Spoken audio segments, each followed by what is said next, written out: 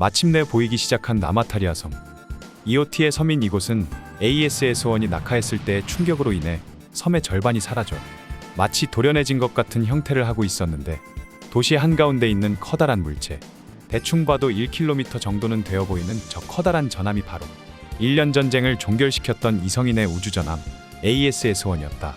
이후 ASS-1은 SDF와 DC의 손에 의해 SDF의 제일 귀한 마크로스로서 다시 태어난다.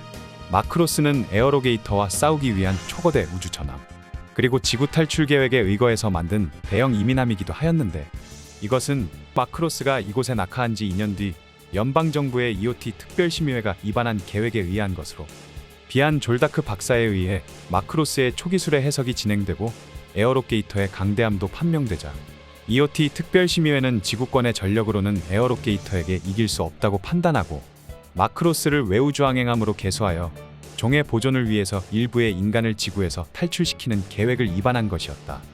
허나 비안 박사는 이성인에 대한 절대항전을 외치며 이 섬의 DC를 설립, 대이성인 전용의 EOT 병기의 개발을 시작하였고, 이러한 흐름으로 나마타리아 섬의 방위 및 대에어로게이터용 전력으로서 특별우주군 SDF가 결성된 것이었다.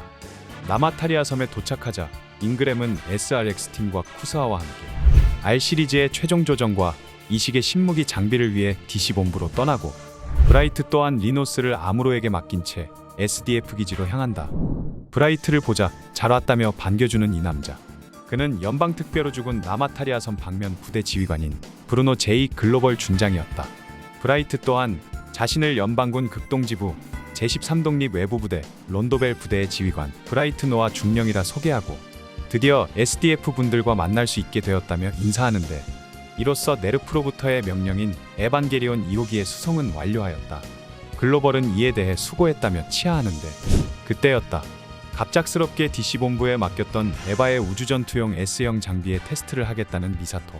글로벌은 에바에 관해서는 잘 알지 못했기에 에바에 관련된 것은 전적으로 맡기겠다며 별 문제없이 미사토의 요구를 수락하는데, 에바의 우주전투용 장비라니? 2호기는 우주로 올려지기 위해서 이곳까지 수송되어 왔다는 것인가? 하지만 네르프는 무엇을 위해 에바를 우주로 올리려는 것일까? 이처럼 에바에 관한 비밀은 좀처럼 풀리지 않고 있었다. 그리고 이때 마크로스의 경보음이 울린다. 경계 중인 공격모함 프로메테우스로부터 섬 앞바다에서 거대한 자막 물체를 발견했다는 보고가 들어오는데, 그 수는 단 하나로 겨우 혼자서 습격해오는 녀석이라 한다면 그것은 바로 사도일 것이다. 마크로스의 진주식은 앞으로 일주일 후. 마크로스는 그때까지 움직일 수 없었다. SDF군 역시 에어로게이터의 습격에 대비해 대기 중으로, 이로 인해 함부로 출격할 수 없었기에 몹시 곤란한 상황. 이때 미사토가 나서 우리들이 사도를 유인한 결과가 되어버렸다며 사도는 에반게리온으로 요격하겠다고 말하고, 브라이트와 함께 리노스로 돌아가 전투를 준비한다. 제7사도 이스라펠의 등장, 그리고 사도를 상대하기 위해 출격한 리노스와 에반게리온. 현재 대부분의 기체는 정비 중으로 오버홀에 들어간 기체도 있었기 때문에 다른 기체의 출격에는 좀 더 시간이 필요했다. 따라서 에반게리온들로만 사도를 상대해야 했는데, 자신 없어하는 신지와는 달리 혼자서도 충분하다며 건방 떠는 아스카. 하지만 여기는 사도와의 전투를 상정한 제2신도쿄시가 아니었기에 신중할 필요가 있었다. 더구나 마크로스와 DC의 중요 시설이 있었기에 목표가 상륙하기 전 수중에서 단숨에 처리하기로 하는데, 이에 초호기 및 2호기는 목표에 대해 접근하여 공격, 제로호기는 이를 백업하며 리노스를 원호하기로 한다.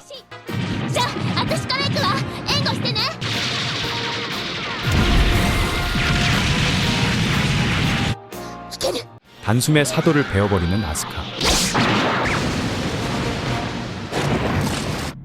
お見事。どうサードチルドレン。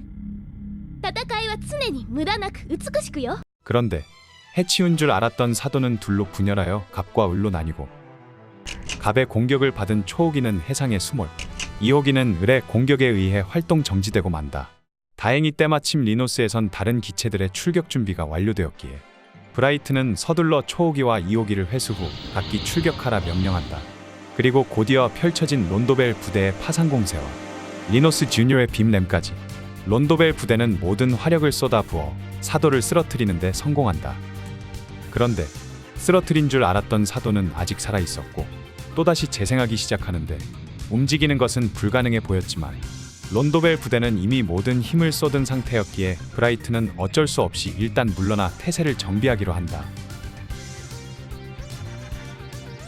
사도는 현재 구성물질의 약 26%까지 재생을 완료하였다. 완전히 재생한 후 다시 활동을 개시하기까지는 앞으로 6일. 그날은 마크로스의 진주식이 있는 날이었다. 사도를 쓰러뜨리기 위해 또다시 화력을 집중해 공격하더라도 똑같은 일이 반복될 가능성이 높았고, 무리해서 공격할 경우 사도는 지금 이상의 속도로 재생할 수도 있었다.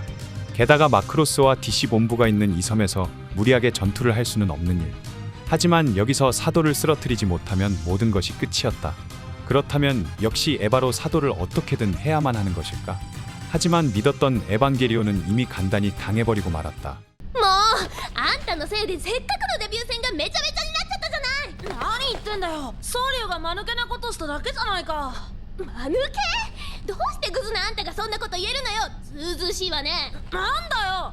브라이트는 미사토에게 조속히 사도를 쓰러뜨릴 작전을 준비하도록 한다. 한편 론도벨 부대가 사도에 대한 대책을 마련하던 그 시각, DC 본부에는 오지의 총수인 트레즈 크슈리나다가 찾아와 글로벌 함장과 대면하고 있었다. DC의 총수인 비안 졸다크 박사는 자신의 딸인 유네와 함께 한 달 전 목성으로 향한 뒤 행방불명된 상태로, 이 때문에 현재는 글로벌 함장이 DC의 총수를 대행하고 있었다. 트레즈는 티탄즈와 달리 오지는 마크로스와 EOT의 입수에 눈독을 들이지 않는다며 이러한 오해를 풀기 위해 자신이 직접 이곳으로 온 거라고 말하는데, 다만 이번 방문은 오지의 배후 조직인 롬펠러 재단과는 별개로 트레즈의 독단으로 이루어진 것이었기에 의심을 거두지 못하는 글로벌에게 트레즈는 자신은 지구 탈출 계획에 반대하는 입장임을 밝힌다. 그리고 자신의 부하가 우주에서 입수한 정보를 알려주는데, 그 내용은 네오지온이 메스 드라이버를 사용하여 이 섬을 공격할 계획이라는 것이었다. 다만 기렌도 마크로스를 원하고 있기에 진심으로 운석을 쏠 것 같지는 않다고 하는데,